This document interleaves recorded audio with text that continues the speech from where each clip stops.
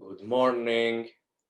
We're learning the Likutei Torah from the first Rebbe, and he explains the idea of Be'alotcha et hanerot. When Aaron is commanded to lift the candles, it's written, El mul pnei hamnorah ya'iru shevat hanerot, that the 7 candles will illuminate. Now, what is this idea of the menorah? In Zechariah, it says, Ve'ine menorat za'av, that it sees the menorah of gold. Vayomer elai ze dvar Hashem el Zerubbabel. And in the prophecy, is told, this is the word of Hashem to Zerubbabel. Now, the menorah is connected with the ability of speech, with the speech of Hashem, as it says, Dvar Hashem el Zerubbabel, and it's connected with the Jewish souls. Why? Because Jewish souls were created, as it's written, that God blew the souls into the Jewish people, similar to speech. But it's interesting, the word that we use to describe the Jewish people, Zerubbabel. What does it mean? Zeru means lizroa, to seed, to plant, to put the seed under the ground. And Babel means in Babel, in the diaspora. So the concept here is that our exile to Babel and every other exile is similar to Azriah, to planting, to putting a seed on the ground. What does it mean? That first the seed is not visible, it even rots, but then a beautiful tree sprouts with fruits eventually that will give other fruits and other trees and tremendous blessing. So the idea of the diaspora is similar.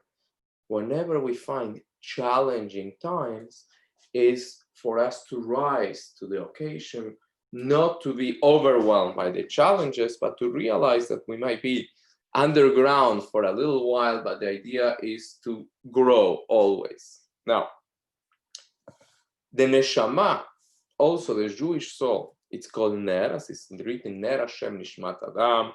The candle of Hashem is the soul of the human, and all the Jewish souls together are called menorah. Why? Because just like a menorah had 7 branches, the same, the Jewish people have 7 branches, meaning that there is 7 ways to serve Hashem, and they are all important. Some people are all the way to the right, some people are all the way to the left, but we make one menorah. A menorah that has only 1 or 2 or even 6 branches is not complete. It's a very important message in unity. If we're missing the branch, it's all the way to the left, you don't have a full menorah.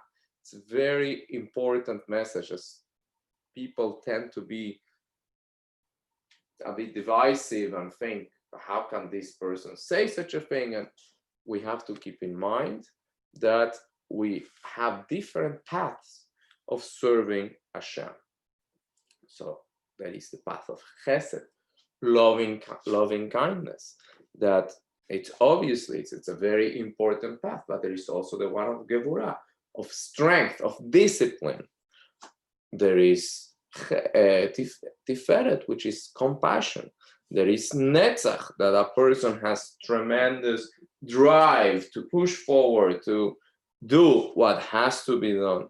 There is hod, as we explained yesterday, all the way to malchut, to showing leadership, kingship, rising above, which is very important nowadays. As the Pirkei Avot says, when there is no man, you be a man. You don't say, oh, nobody else is doing this. You have to see where there is a lack, where there is people are not showing their leadership, they're not doing what's supposed to happen, and you do it. So who lights the menorah? Aharon. Now, we know that there is Sheva Roim, there is 7 shepherds for the Jewish people, corresponding with the 7 branches of the menorah, the 7 paths to serve Hashem. And he has to bring the light to the candle and let it lift, be strong, and only then withdraw. So Aharon is a shepherd because he brings energy, just like a shepherd brings his flock to water, to food, takes care of them. He brings energy, and still the flame of all the Jewish people together is like a big shalhevet, big flame, combined with all the different aspects of the Jewish people. Yet Aaron is not the only one that represents loving kindness. Before him, there was Abraham Avinu. So what is the difference? Now, Abraham, it's written, Haloch benosoah hanegva, that Abraham, the Torah tells us, he was traveling south. Now, every detail in the Torah is meaningful. So what difference does it make if it's traveling south or east? So south is usually considered down. So Abraham was elevating the word from the level of Negva, south, up to Hashem. He was looking how to elevate the world to Hashem, which is the natural love. It's called Ahavat Olam, the love of Hashem that comes from the world. There is a world, and I see how I can lift it to Hashem. Now, there is another level that is bringing God a love that you don't do because of the world. You don't express love to Hashem because of your feelings. So I want to connect. I want to do something for Hashem. Aharon was a level that's completely nullified, absolute nullification to Hashem, and bringing Hashem into the world. How? By doing what Hashem wants, not what I like, what I feel is good. So as it's written, Mili Vashamayim, who do I have in heavens or earth? I don't care about any reward, any benefit that I get from serving Hashem. I'm only serving Hashem for him. Now, what produces the light of the menorah that the Jewish people really shine? It's written that how do you make oil for the menorah? By pressing the olive. If you talk nicely to the olive, if you look at it, if you give it a pat in the back, it doesn't grow. Only when it's under pressure, the olive, you squeeze out the oil, and then there is life. So whenever we feel that we are under pressure, it's a time to rise, to shine, to demonstrate that we accept the challenge that God is giving us, and we rise above.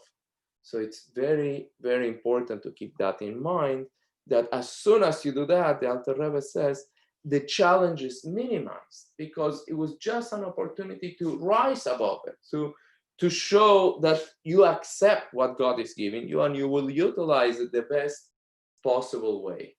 So whenever we find times of darkness, times of confusion, we have to keep in mind that everything comes from Hashem. Hashem is the ultimate chesed, loving kindness for us. He only wants what's best for us.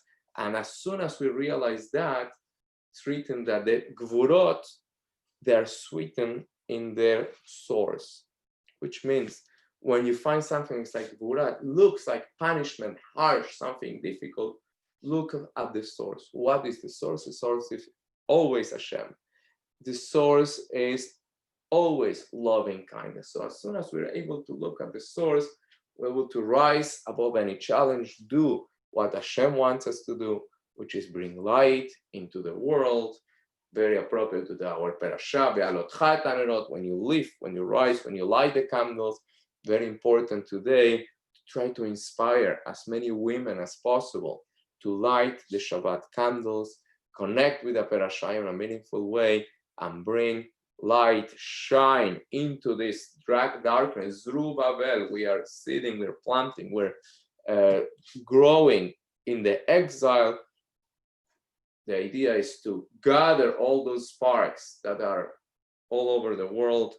Baruch Hashem, we have done that, and bring them to Hashem, and He will bring us to the ultimate elevation when we will be able to fulfill the Alot Chayet Anerot, to light the candles, the Kohen Gadol, in the Beit HaMikdash, in Yerushalayim, with Mashiach Tzidkeinu. Thank you for watching. Shabbat Shalom.